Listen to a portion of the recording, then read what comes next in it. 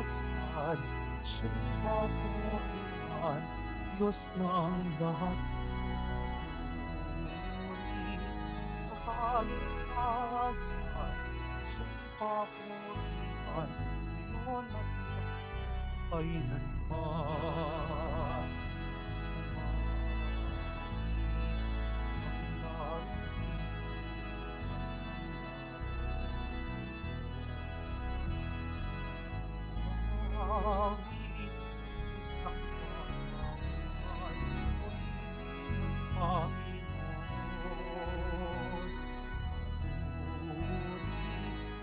Kaligtasan, siya'y papurihan, Diyos ng lahat. Puri sa kaligtasan, siya'y papurihan, ngayon at magpakailanman. Halina tayo magdiwang sa ngalan ng Ama at ng Anak at ng Espiritu Santo. Amen. Ang pagpapala ng ating Panginoong Hesukristo, ang pag-ibig ng Diyos Ama, at ang pakikipagkaisa ng Espiritu Santo, naway sumainyong lahat. At sumaiyo rin. Mga kapatid, tinipon tayo bilang kaanib ng angka ng Diyos, kaya't dumulog tayo sa maawing Panginoon na nagpapatawad ng lubos. Sinugong tagapagpagaling ng mga nagsisisi, Panginoon, kaawaan mo kami. Panginoon, kaawaan mo kami. Dumating na tagapag-anyaya, mga makasalanay ay magsisi, Kristo, kaawaan mo kami. Kristo, kaawaan mo kami. Nakaluklok ka sa kanan ng Diyos Ama para ipamagitan kami, Panginoon, kaawaan mo kami. Panginoon, kaawaan mo kami. Kaawaan nawa tayo ng makapangyarihang Diyos, patawarin tayo sa ating mga nagawang kasalanan, at patnubayan tayo tungo sa buhay na walang hanggan. Amen. Manalangin tayo. Ama naming makapangyarihan, lakas ka na mga walang inaasahan kundi ikaw. Ang pagluhog namin ay iyong pagbigyan, sapagkat kaming mga tao lamang na pawang mahihina kapag iyong iniwanan. Kaya naman kami lagi mong tulungan upang sa pagtupad ng iyong mga kautusan, ikaw ay aming mabigyang kasiyahan sa aming iniisip at ginagawa araw-araw. Sa pamamagitan ni Hesukristo, kasama ng Espiritu Santo, magpasawalang hanggan. Amen. Magsipo muna ang lahat.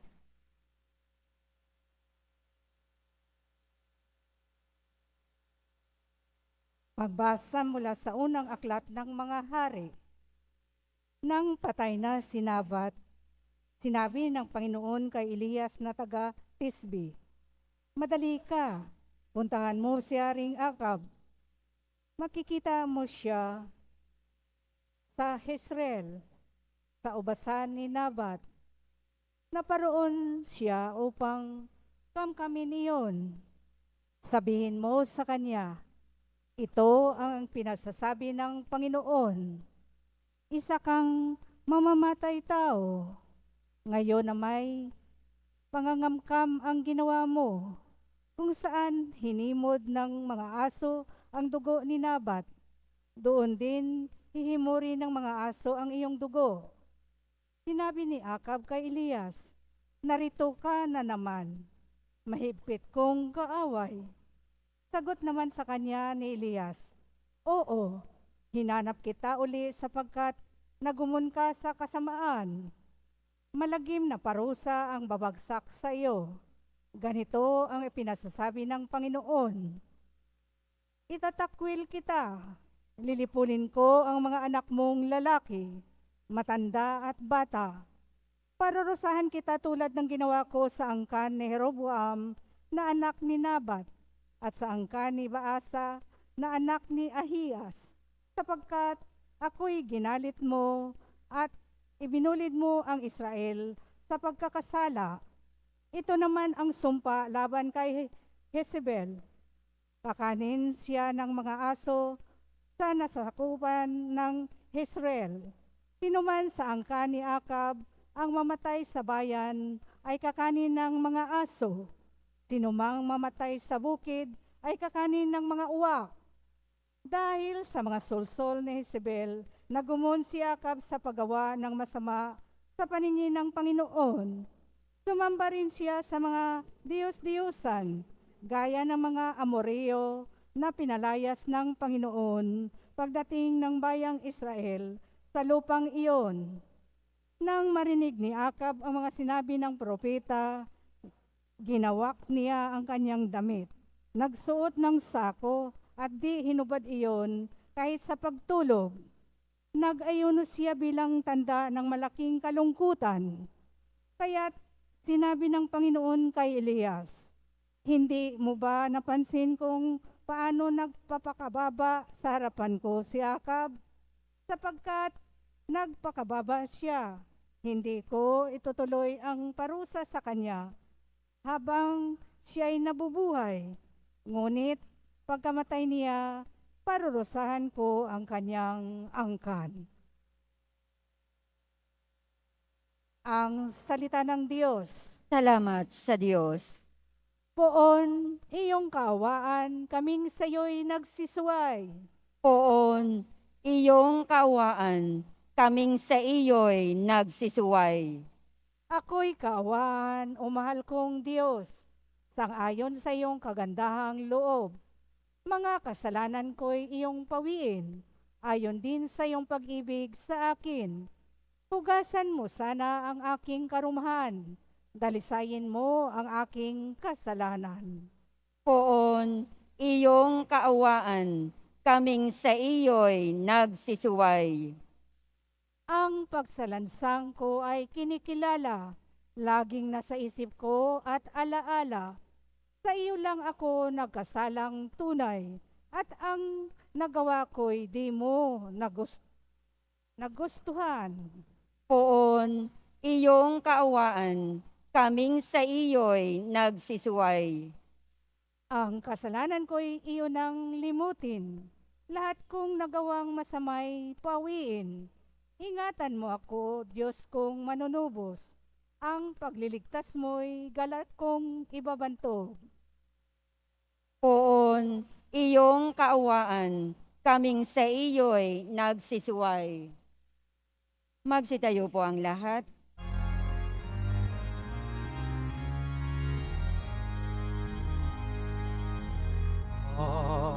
Alleluia.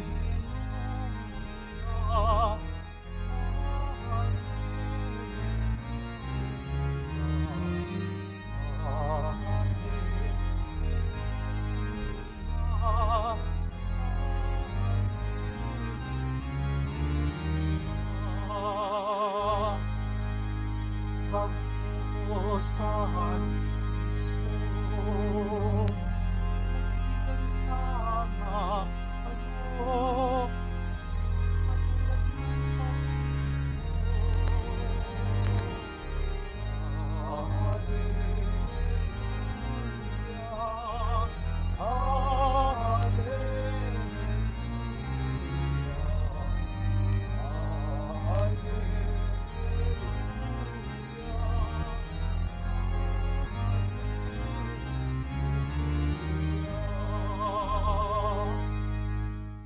Sumainyo ang Panginoon. At sumaiyo rin. Ang mabuting balita ng Panginoon ayon kay San Mateo. Papuri sa iyo, Panginoon. Noong panahong iyon, sinabi ni Jesus sa kanyang mga alagad, narinig ninyo ang sinabi, ibigin mo ang iyong kaibigan at kapuotan mo ang iyong mga kaaway. Ngunit ito naman ang sinabi ko, ibigin ninyo ang inyong mga kaaway at idalangin ninyo ang umuusig sa inyo upang kayo maging tunay na anak ng inyong amang nasa langit, sapagkat pinasisikat niya ang araw sa masama at sa mabuti, at pinapapatak niya ang ulan sa mga banal at mga makasalanan. Kung ang mga umiibig sa inyo ay siya lamang inyong ibigin, ano pang gantimpala ang inyong hihintayin? Hindi ba't ginagawa rin ito ng mga publikano? At kung ang binabati lamang ninyo ang inyong mga kapatid, ano ang nagawa ninyong higit kaysa iba? Ginagawa rin ito ng mga hentil. Kaya dapat kayong maging ganap gaya ng inyong amang nasa langit. Mga kapatid, ang mabuting balita ng Panginoon. Pinupuri ka namin, Panginoong Heso Kristo. Magsipo muna ang lahat. Magandang umaga po sa inyong lahat. Ngayon po mga kapatid, sa atin pong pagnilay ngayong araw na ito ng Martes, mayroon po akong katanungan sa inyong lahat. Ano po ang totoong makapangyarihan? Ang maghiganti o ang magpatawad? Ano po ang totoong makapangyarihan? Ang maghiganti o magpatawad? Maraming mga tao kapag tayo nasaktan, kapag tayo ay siniraan, kapag tayo ay binigyan ng dagok sa buhay, ano po ang initial response ng tao? What will be our reaction? Ang gagawin po natin, gumanti. Kapag sinuntok ka, manununtok ka din. Kapag siniraan ka, maninira ka din. Normal po yun. Normal lang pagganti. Kasi sinaktan ka. Kasi may ginawa sa iyong mali. Pero mga kapatid, may ibang tinuturo sa atin ng mabuting balita ngayong araw na ito. At alam kong napakahirap sa ating kalooban na gawin ito. Ang sabi ng ating Panginoong Kristo, ibigin mo ang iyong mga kaaway. Paano natin iibigin ang ating mga kaaway? Sila nagpapahirap sa atin. Sila ang patuloy na pabigat sa ating buhay. Sila ang patuloy na nagpapako sa atin sa krus. Nagbibigay sa atin ng dagok, kaya tayo nahihirapan. Paano natin ito patatawarin? At paano natin ito mamahalin? Mga kapatid, kaya nga po, ito po yung pangalawang tanong ko magpatawad o maghiganti? Masarap gumanti, pero mas dakila ang magpatawad. Dahil ang pagpapatawad ay hindi pagiging duwag. Ang pagpapatawad ay pagpapakita ng totoong kapangyarihan. Ito'y hindi kapangyarihan ng tao. Ito'y pagpapakita ng kapangyarihan ng Diyos sa ating kapwa-tao. Kapag tayo marunong magpatawad at marunong magmahal ng ating mga kaaway. Kasi mga kapatid, sa konteksto po ng mga Hudyo o sa Middle East, ang pinakapamaraan para makuha mo ang totoong kapayapaan at kapanatagan ng iyong buhay ay patayin lahat ng iyong kaaway. Ganon ang kanilang kaisipan. Pero binabago ito ng ating Panginoong Kristo. Ano ang totoong mas makapangyarihan para makamit ang totoong kalayaan at kapayapaan? Ito'y sa pamaraan ng pakikipagkasundo, pagpapatawad. Kaya po mga kapatid, ang susunod ko tanong sa inyo, kailan ka huling nagpatawad? Kapag ba nagpatawad ka, kinakalimutan mo na ang lahat? Kapag ba nagpatawad ka, pinapawalan mo ba ang lahat? Kapag ba nagpatawad ka, pinapakita mo ba na ang Diyos na sa iyo bumubuhay at nagpapala ng lubos? Mga kapatid, alam ko po mahirap magpatawad. Mahirap bilang tao gawin ito. Pero ang pagpapatawad, mga kapatid, ay ang pinakadakilang gagawin ng isang tao upang maramdaman ng kanyang kapwa na meron Diyos. At ito po, mga kapatid, ang magpapaganap sa atin upang tayo mapabilang sa kaharian ng Diyos. Kaya nga po sa wakas sa bahagi ng mabuting balita ito po yung harmonies sa atin lahat. Maging ganap kayo tulad ng inyong amang nasa langit. Kung titignan po natin yung English translation nito, be perfect as your heavenly Father is perfect. And how can we achieve that perfection that is demanded by Jesus Christ? Forgive. Magpatawad. Father, gusto ko po talagang gumanti Paano po gagawin ko?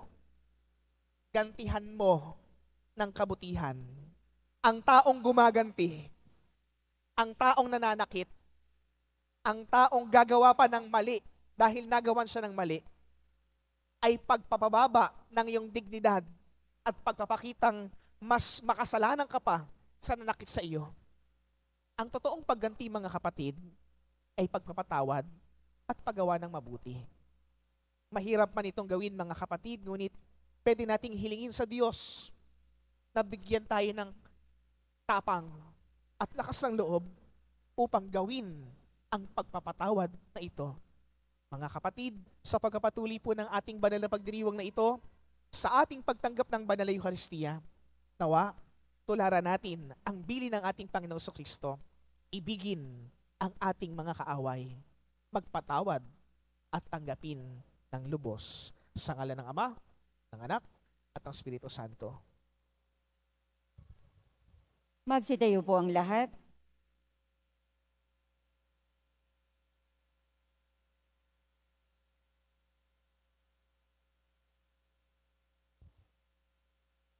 Minamahal ko mga kapatid, lumapit tayo sa Ama na tulungan tayo makasunod sa halimbawa ni Jesus na nag-uutos sa ibigin ang ating mga kaaway. Sa bawat panalangin nating tutugon, Ama, tipunin mo kami sa iyong pag-ibig. Ama, tipunin mo kami sa iyong pag-ibig. Ang mga pinuno ng simbahan naway magbigay saksi sa pamamaraan ng habag, pag-ibig at pagpapatawad upang masalamin sa kanila ng sanlibutan ang kabanalan ng Diyos. Manalangin tayo. Ama, tipunin mo kami sa iyong pag-ibig. Ang mga namimighati at nasusuklam sa kanilang kapwa, naway mapagtanto na maghihiwalay sa kanila sa Diyos ang pagbibigay daan sa hinanakit at galit. Manalangin tayo. Ama, tipunin mo kami sa iyong pag-ibig. Ang mga pamilyang nagkahiwa-hiwalay at sinira ng hindi pagbibigay halaga sa bawat isa, naway muli nilang matagpuan ang dating alab ng pagsasama at pagkakasundo. Manalangin tayo. Ama, tipunin mo kami sa iyong pag-ibig. Ang mga may sakit, naway makamit ang kapayapaan ng kaisipan at kalooban na nagmumula sa kanilang pagkakaunawa at pagtanggap sa kahalagahan ng kanilang pakikihati sa pagdurusa ni Kristo. Manalangin tayo. Ama, tipunin mo kami sa iyong pag-ibig. Ang mga pumanaw, naway makihati sa kapayapaan at kaligtasan ng paghahari ng Diyos. Manalangin tayo. Ama, tipunin mo kami sa iyong pag-ibig. Tahimik nating itaas sa Diyos ang ating mga kahilingan at panalangin para sa banal na misang ito.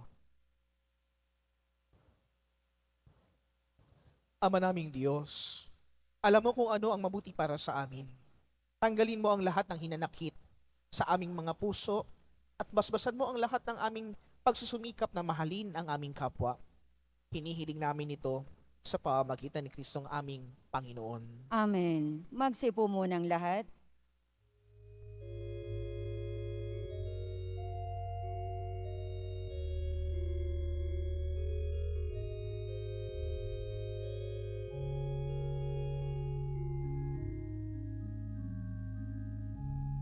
Aming alay sa'yo, Panginoon.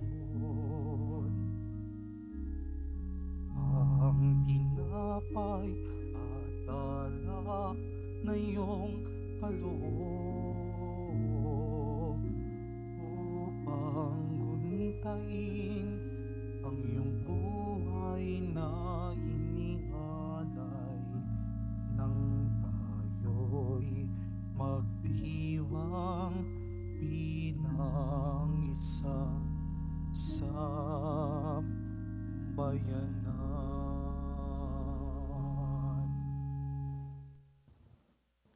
Manalangin Magsitayo kayo lahat. mga kapatid upang itong paghahain natin ay kalugdan ng Diyos amang makapangyarihan. Tanggapin nawa ng Panginoon itong paghahain sa iyong mga kamay, sa kapurihan niya at karangalan, sa ating kapakinabangan at sa buong sambayanan niyang banal. Ama naming lumikha, kami ginawa mong may angking katauhan na dapat pakainin at pangalagaan. At yung dinudulutan ng banal na pakikinabang, ipagkaloob mong kami huwag magkulang sa mga iniuukol mo sa aming kapakanan. Sa pamamagitan ni Hesu Kristo kasama ng Espiritu Santo, magpasawalang hanggan. Amen. Sumainyo ang Panginoon. At sumaiyo rin. Itaas sa Diyos ang inyong puso at diwa. Itinaas na namin sa Panginoon. Pasalamatan natin ang Panginoong ating Diyos. Marapat na siya ay pasalamatan. Ama naming makapangyarihan, tunay ngang marapat na ikay aming pasalamatan. Pinagbibigyan mong ito'y aming maihayag, kahit na ito'y walang anumang maidaragdag. Sa kadakilaang sa iyo ay likas, sa pagpupuri namin ang nakikinabang, ay kami rin iyong pinakikiharapan, sa pamagitan ng iyong anak na minamahal. Kaya kaisa ng mga anghel na nagsisiawit ng papuri sa iyo, nang walang humpay sa kalangitan, kami nagbubunyi sa iyong kadakilaan. Santo, Santo, Santo, Panginoong Diyos ng mga hukbo, napupuno ang langit at lupa ng kadakilaan mo, o sana sa kaitaasan. Pinagpalang na paririto sa ngalan ng Panginoon, o sana sa kaitaasan. Magsulod po ang lahat. Ama naming banal, ikaw ang bukal ng tanang kabanalan. Kaya sa pamamagitan ng iyong Espiritu, gawin mong banal ang mga kaloob na ito upang para sa amin maging katawan at dugo ng aming Panginoong Hesukristo. Bago niya pinagtiis ang kusang loob na maging handog, hinawakan niya ang tinapay, pinasalamatan kanya, pinaghati-hati niya iyon, iniabot sa kanyang mga alagad at sinabi, "Tanggapin ninyong lahat ito at kanin, ito ang aking katawan na ihahandog para sa inyo."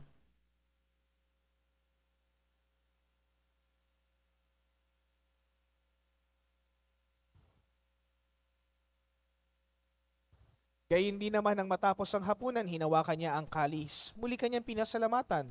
Iniabot niya ang kalis sa kanyang mga alagad at sinabi, "Tanggapin ninyong lahat ito at inumin. Ito ang kalis ng aking dugo ng bago't walang hanggang tipan. Ang aking dugo na ibubuhos para sa inyo at para sa lahat sa ikapagpapatawad ng mga kasalanan. Gawin ninyo ito sa pag-alaala sa akin."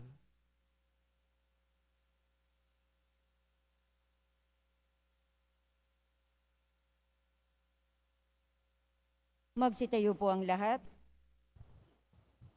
Ipagbunyi natin ang misteryo ng ating pananampalataya. Si Kristo ay namatay, si Kristo ay nabuhay, si Kristo ay babalik sa wakas ng panahon. Ama, ginagawa namin ngayon ang pag-alaala sa pagkamatay at muling pagkabuhay ng iyong anak. Kaya't inialay namin sa iyo ang tinapay na nagbibigay buhay at ang kalis na nagkakaloob ng kaligtasan. Kami nagpapasalamat dahil kami iyong minarapat na tumayo sa harap mo para maglingkod sa iyo. Isinasamo po namin na kami magsasalo-salo sa katawan at dugo ni Kristo ay mabuklod sa pagkakaisa sa kapangyarihan ng Espiritu Santo. Ama, lingapin mo ang iyong simbahang laganap sa buong daigdig. Puspusin mo kami sa pag-ibig kaisa ni Francisco na aming Papa at ni Jose na aming Arsobispo at ng Tanang Kaparian. Alalahanin mo rin ang mga kapatid po naming nahimlay. Nang may pag-asang sila'y muling mamubuhay, gayon din ang lahat ng mga pumanaw.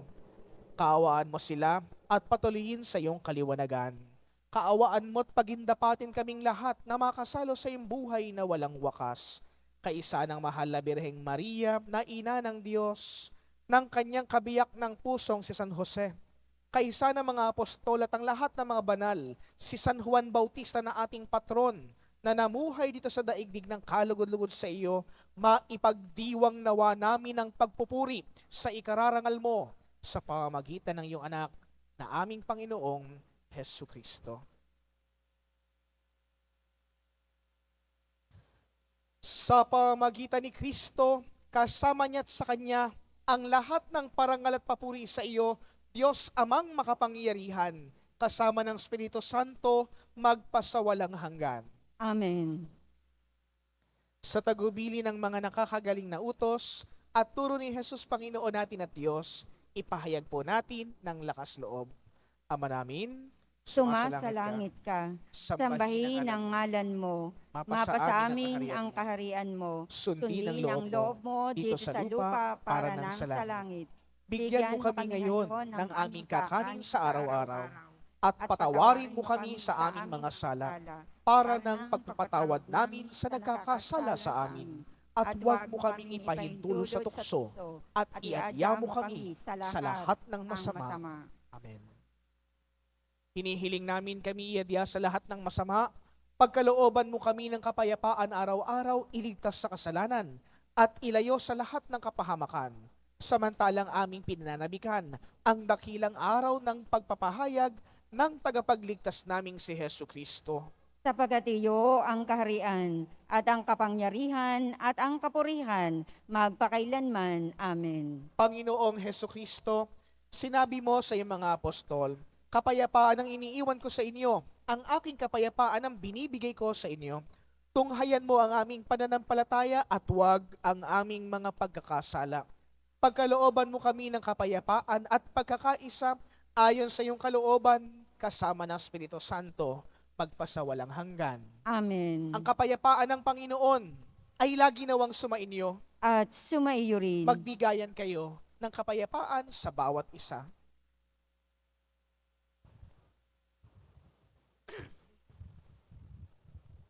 Kordero ng Diyos na nag-aalis ng mga kasalanan ng sanlibutan, maawa ka sa amin. Kordero ng Diyos na nag-aalis ng mga kasalanan ng sanlibutan, maawa ka sa amin. Kordero ng Diyos na nag-aalis ng mga kasalanan ng sanlibutan, ipagkaloob mo sa amin ang kapayapaan. Magsulod po ang lahat. Ito ang kordero ng Diyos. Ito ang nag-aalis ng mga kasalanan ng sanlibutan. Mapapalad tayong inaanyahang makasalo sa kanyang banal na piging. Panginoon, hindi ako karapat-dapat na magpatuloy sa iyo, ngunit sa isang salita mo lamang ay gagaling na ako. Ipagsanggalang nawa tayo ng katawan na dugo ni Kristo hanggang sa buhay na walang hanggan.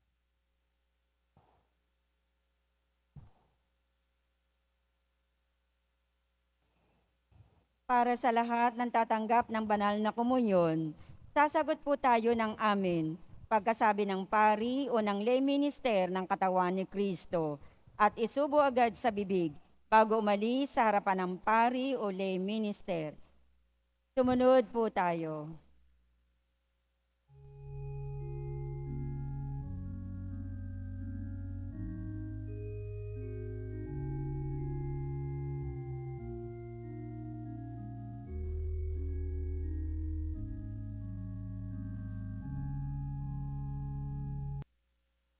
Ama naming mapagmahal, ang pinagsaluhan naming banal na pakikinabang ay nagpapahiwatig ng iyong pakikiisa. Sa tanang narito at nakikipagdiwang ay magdulot nawa ng pagkakaisa sa iyong sambayanan. Sa pamamagitan ni Hesu Kristo kasama ng Espiritu Santo, magpasawalang hanggan. Amen. Muli po sa inyo pong lahat ng mga nagsimba, mga nag-alay po ng pamisa at mga naglingkod po dito sa ating parokya at pambansang dambana, maraming salamat po sa inyong lahat. Palakpakan po natin ang bawat isa. Sumainyo ang Panginoon. At sumaiyo rin. Mahal na poong Jesus Nazareno, ipinahayag mo sa pamamagitan ng krus ang walang maliw na pag-ibig ng Diyos sa sangkatauhan. Pakinggan mo ang kahilingan ng iyong angkan na nagsusumamo sa iyo, makamtanawa nila ang iyong katugunan at tanggapin ang kasagutan na may utang na loob na tinatanaw. Basbasan din po ninyo ang mga daladala nilang mga imahen at dasalan sa pamamagitan ng bendisyon na ito. Naway maalala nila ang mga pangako na noon sa binyag na ikaw ay kanilang ibigin at paglilingkuran bilang Panginoon magpasawalang hanggan. Amen. At pagpalain kayo ng makapangyarihang Diyos, ng Ama at ng Anak at ng Espiritu Santo.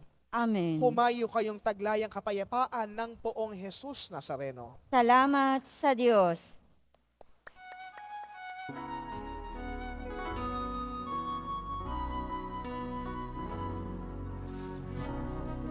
Jesus Nazareno, sinasamba pa